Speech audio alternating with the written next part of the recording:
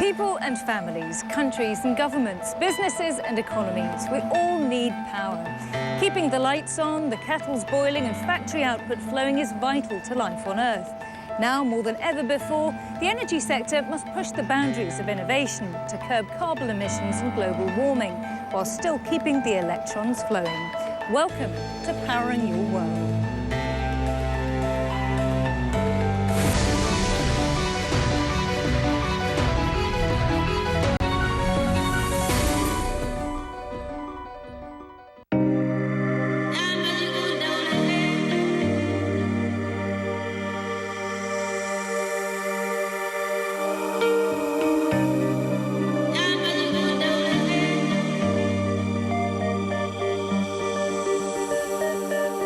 Whether it's new ways of generating power, new ways of storing it, or new ways of using our existing technologies, the energy sector is more varied and complex than ever before. We're here in Kazakhstan's capital Astana at the Future Energy Expo, where people are discussing where we're headed next.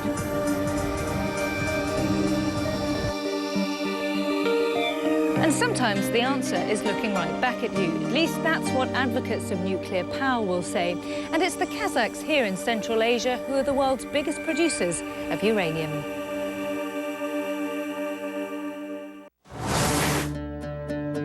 Beneath the baked earth of the Kazakh steppe is one of the country's largest uranium mines. 48 kilometers wide, the metal below workers' feet is valuable and controversial. 10 years ago, uranium prices peaked at $136 per pound. Today's prices are more around the $20 mark. But could future energy policy reverse the trend in the next few years? We pump sulfuric acid into the ground and it dissolves the uranium. We pump out the liquid for production. Kazakhstan is the world's largest producer of uranium, the key ingredient in nuclear fuel. About 40% of global supply comes from mines like this one, owned by the state-run company Kazatomprom. If you look at current nuclear generation, it's about 11% of global power production and less than 1% of CO2 emissions. And without nuclear, it's very hard to see how we would be able to achieve the targets that have been set for 2030 and 2050. Those targets are from the Paris Agreement to address climate change. 152 countries so far have pledged to keep global warming well below 2 degrees. That means weaning ourselves off fossil fuels. We are getting word of a powerful earthquake that has hit Japan. But the Fukushima disaster in Japan in 2011 has had serious consequences for the nuclear industry. Safety was called into question, and 6 years after Fukushima, only 5 of Japan's 42 nuclear reactors are operating. And there lies the trickiest issue with nuclear power: trust. Science is on side when it comes to carbon emissions. In fact, they're relatively low in nuclear energy production. But can the public be convinced that greater investment is necessary? Donald Trump is certainly convinced, despite declaring he wants to withdraw from the Paris Agreement. We will begin to revive and expand our nuclear energy sector, which I'm so happy about. In 2016, nuclear energy provided more power in the US than all renewables combined. China is also expanding, with 36 nuclear reactors in operation and 21 more under construction, according to the World Nuclear Association. So is China making up the difference where Europe is a bit of a vacuum here? Yeah. Actually, surprisingly, over the next 4 years, we're going to see 60 new reactors. If you consider that the current market is 450 reactors, that's a very substantial amount, either being commissioned or coming online. And it's places like UAE, China, Jordan.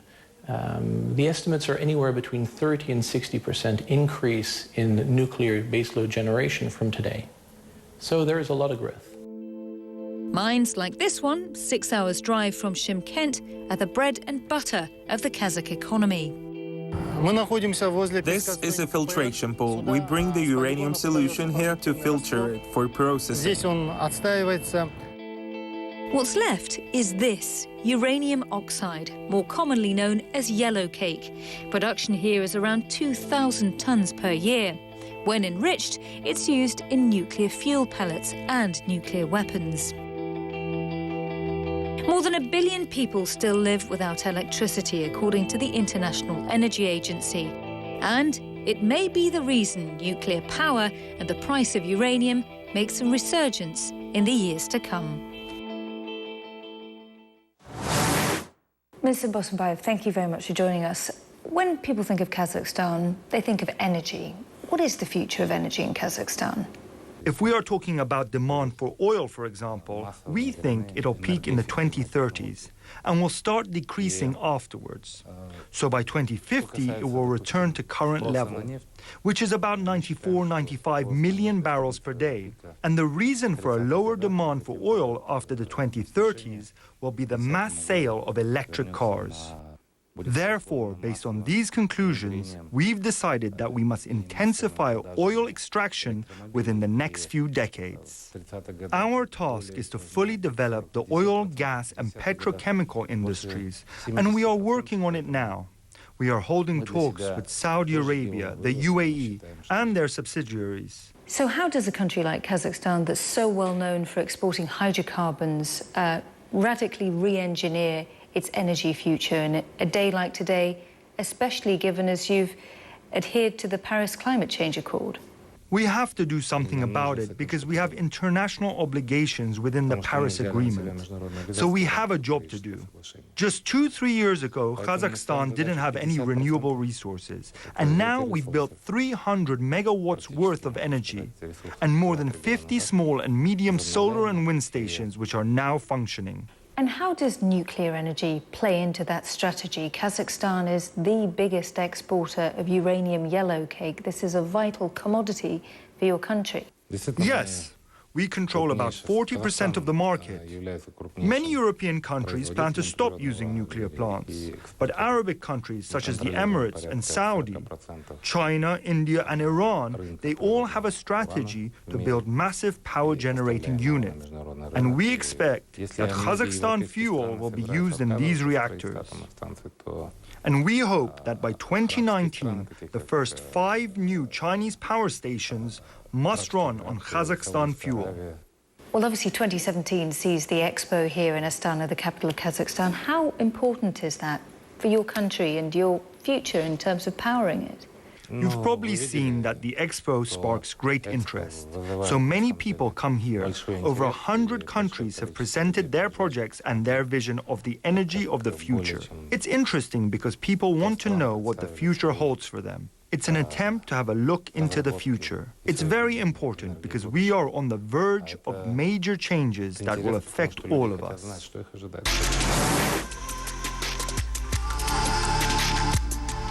Join us after the break as we'll be looking at the next generation of wind power technology. There are some new ideas around, and some may say it's child's play.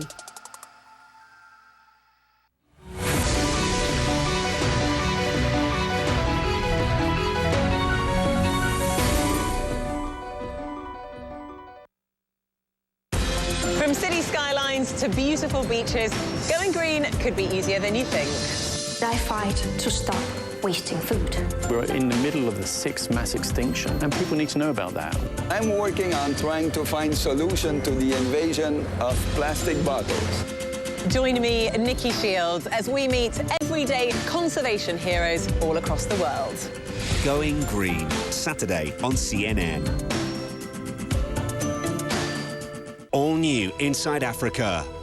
Unlocking the mysteries behind the continent you thought you knew.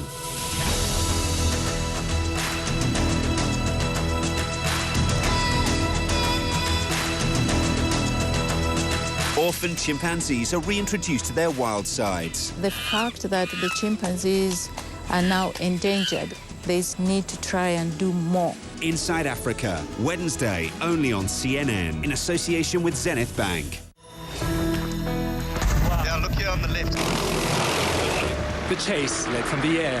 This is conservation on its absolute largest scale, a record translocation. they've been so successful in protecting the elephants that there's just too many. We'll take it straight round.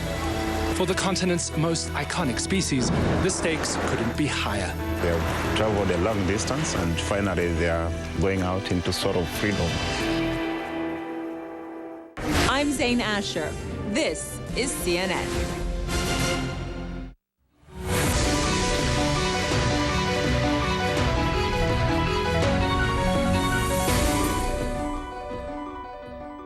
Welcome back to Astana, the capital of Kazakhstan.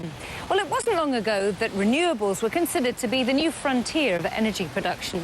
Today, studies have shown that, in fact, clean energy can be just as cost-effective as traditional fuels.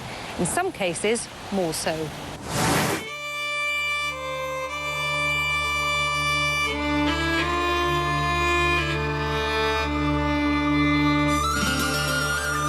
Ready for liftoff in one of the windiest spots in the UK. These kites are the next great hope for the wind energy industry and have attracted more than $9 billion of investment. We see our first commercial deployments in the early 2020s, and that's when we sort of see us actually making significant impact on the energy mix in the UK and other locations. Kite Power Systems is the UK's first company to fly kites in search of energy, setting up an airfield near Stranraer in Scotland. This kite sitting behind us is around, I think it's about 17 or 18 metres squared, and that's enough for around 40 kilowatts of electricity. So 40 kilowatts of electricity is enough to power around 60 or 70 homes. But if we scale this up to 500 kilowatts is going to get us close to 600, 700 houses. It's almost a limitless resource. Kites at the top, obviously, they're like the engine. Underneath those, you have a control mechanism which physically steers them, which is the pod. And then there's a tether that then connects that to the ground. And all the power is then generated on the ground by the winch. So the infrastructure is small and cheap and easily portable. So cheap, in fact, that Kite Power Systems hopes to operate without subsidies once up and running, a boon for any government. When we look at the future, so our levelised cost of energy will be such that it will be significantly lower than the wholesale price of electricity.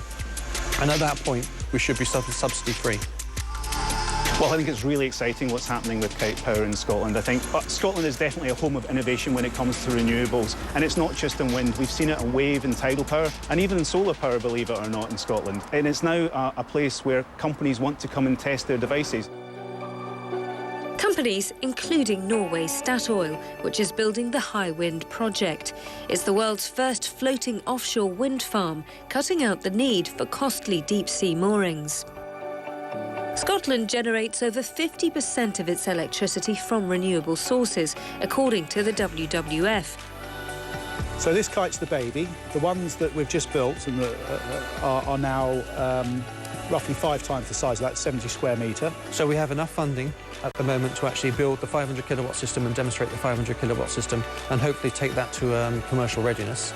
Philanthropist Bill Gates has invested billions in green technology, and he's identified kite systems like this one in Castle Kennedy as a prospective magic solution to the world's energy needs. Kite Power Systems have their eyes on the skies and very much hope he's right. Scotland really is at the forefront of wind power production, but there's no point in making all of that renewable energy if you can't store it effectively. Well, across the water in Ireland, they're finding a solution to that very problem. Electric development whose immense turbines throb like the very heart of the new Ireland. As early as the 1920s, Ireland had an eye for renewable power. This is the Shannon Hydroelectric Station. Still operating today, it kick-started the electrification of Ireland and was one of the most ambitious projects of its time. We were lucky that we were 100% renewable in those days, and maybe that's where our future lies as well. Today, the island of Ireland is still leading the way with energy innovations. EirGrid operates the national power system. It's really about meeting supply and demand on a minute-to-minute basis. We are doing something really groundbreaking here. We are doing something that's very fundamental for not just for Ireland, but for, energy users all over the world. The technology she's referring to is flywheel hybrid storage. As more and more renewable energy comes onto the grid, operators like EirGrid are searching for ways to meet clean power targets whilst keeping supply stable for consumers. That means storing energy effectively and efficiently for when it's needed. So this is the flywheel here. It's spinning on a vertical axis. We take power in from the grid to spin it up to 16,000 RPM. It's operating in a vacuum. If the grid needs more power, we can inject it back into the grid very rapidly, and we can go from 0 to full output in half a second. The plan is to make the most of windy days for when there's a shortfall of clean energy on the grid. Adding flywheel storage improves on batteries alone, which have a shorter life. This is the first hybrid of flywheels and batteries in Europe. The big challenge at the moment is that we are looking to have 40% of our energy from renewable energy targets by 2020. It means that we would need to operate the system with levels of wind up to 75% at times. So that represents a really fundamental change. The hope is that flywheel technology will give that extra flexibility to Ireland. An island nation with few energy interconnectors, everything has to be managed and balanced on these shores. There's little opportunity to import or export with neighbours. In terms of sharing knowledge, Schwunchard are already taking their know-how to other markets. There's a massive opportunity